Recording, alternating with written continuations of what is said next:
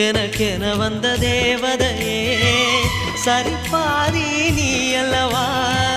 நடக்கையில் உந்தன் கூட வரும் நிழல் போலே நான் அல்லவா கண்ணன் கொண்ட ராதையர ராமன் கொண்ட சீதையர மடி சேர்ந்த பூரதமே மனதில் வீசும் மாருதமே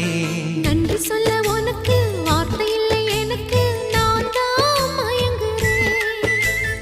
என்னுடைய மனச தந்துவிட்ட பிறகோ ஏம்மா கலங்குற நெடுங்காலம் நாம் புரிஞ்ச